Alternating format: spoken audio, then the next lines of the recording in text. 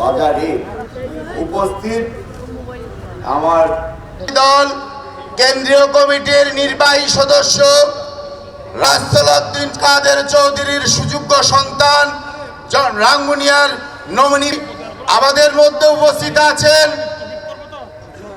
সালাউদ্দিন কাদের চৌধুরীর উত্তরসূরি জন্য থাকবে এই আশা ব্যক্ত করে সবাইকে ধন্যবাদ জানাচ্ছি। আবারও বক্তব্য নিয়ে আসবেন রাঙ্গুনিয়া ঐতিহ্যবাহী রোয়াদারহাট ব্যবসায়ী কল্যাণ এবং রাঙ্গুনিয়া পৌরসভা বিএনপির যুগ্ম আহ্বায়ক আপনি সংক্ষিপ্ত আকারে বক্তব্য শেষ করার জন্য আমি ব্যবসায়ী প্রাণকেন্দ্র রোয়াদারহাট বাজারে রাঙ্গুনিয়া ক্লাব মাতৃক আয়োজিত পরিচ্ছন্ন রাঙ্গুনিয়া গর্ব এবার আমরা এই স্লোগানে অনুষ্ঠানটি একটি সামাজিক অনুষ্ঠান।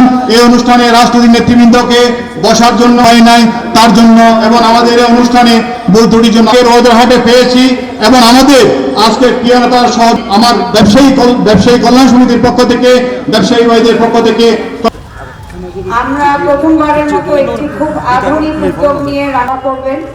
এই উদ্যোগটা আমাদের প্রথম উদ্যোগ শুরু হলো রাঙ্গুনিয়ার পরিবেশটাকে আধুনিকভাবে ট্রান্সফর্ম করার জন্য এবং আমরা আশা করি যে আপনারা সব সময় আমাদের পাশে থাকবেন। ধন্যবাদ।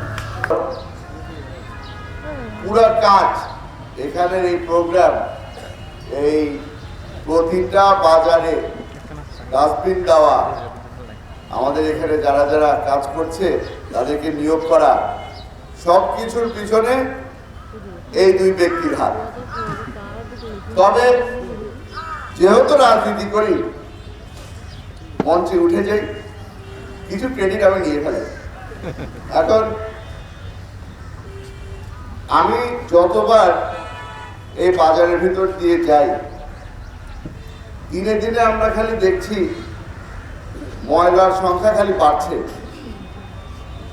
এখানে সাফ করার লোক ছিল না, থাকার কথা, কিন্তু অবহেলা হচ্ছিল, কাজ হচ্ছিল না। পরবর্তীতে আমি আমার পরিবারের সাথে কথা বলতাম আর আমরা রাতের বেলা গল্প করার সময় সবসময় অতীতের কথা চিন্তা করতাম। আমরা যখন ছোটবেলায় রাঙ্গুনিয়াতে আসতাম আমার সাথে তখন কতটা সবুজ ছিল রাঙ্গুনিয়া। আমাদের বাড়ির গেটের সামনের থেকে আমরা নদী দেখতে পারতাম। দেশটা তো আমরা যখনই বিদেশে যাই সবসময় বলি যে বিদেশ যদি এত সাফ হতে পারে বাংলাদেশ কেন হতে পারে না। আমরা বারবার করে এই কথা বলি, কিন্তু কাজ যদি করতে হয় নিজের ঘরের থেকে শুরু করতে হয়। সেই কারণে নিজের বাড়ির থেকে শুরু করলাম। আমাদের রাঙ্গুনিয়াবাসী যেভাবে করে আমাদেরকে যোগাযোগ করছে আর বলছে যে এই উদ্যোগটা অনেক আগে নেওয়া উচিত ছিল, আমি ক্ষমা চেয়ে নিচ্ছি তাদের থেকে। আমার বিয়ে হয়েছে বেশি দিন হয় নাই, ওই জন্য ওনার অপেক্ষায় ছিলাম যে উনি আসবেন আর এই উদ্যোগ নেবেন। আমরা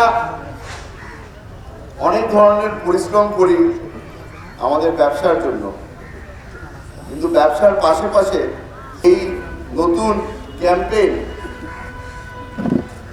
পরিচ্ছন্ন রাঙ্গুনিয়া করবো এবার আমরা, এটা সমাজের জন্য। যেহেতু সমাজের কথা বলছি, আল্লাহর রহমতে আমার ওয়াইফ এই পরিবেশ সাফ করার জন্য মাঠে নেমেছে। আশা করি নির্বাচনের পরে সমাজটা কিছু সাফ করার দায়িত্ব আমি পাবো। মাদকের সমস্যা যেটা এখন ঘরে ঘরে আমরা শুনতে পাচ্ছি, এই সমস্যাটা সমাধান করতে কিছু হয়তো সময় লেগে যাবে, কিন্তু আমাদের পরিবেশ সাফ করার জন্য আশা করছি বেশি দিন সময় লাগবে না। এটা হচ্ছে গিয়ে বিসমিল্লাহ, আমরা আজকে শুরু করলাম। প্রতিটা বাজার প্রতিটা হাটের থেকে আমাদের কাছে কমপ্লেন আসে যে আপনারা তো বিল দিলেন, আরো বিল দরকার হবে। ইনশাআল্লাহ সংখ্যা বাড়তে থাকবে। যেখানে যেখানে প্রয়োজন হবে আমার মাধ্যমে ওনাকে জানানো হবে কোথায় বাড়ানো দরকার আছে, কোথায় আমাদের যারা কাজ করছে তাদের সংখ্যা হয়তো বাড়াতে হতে পারে। এই জিনিসগুলো একটু সময় লাগবে, আশা করছি বেশি দিন না, যদি একটু সময় লাগবে। তবে কোনো কিছু একা সম্ভব না, আপনাদের সকলের সহযোগিতা লাগবে।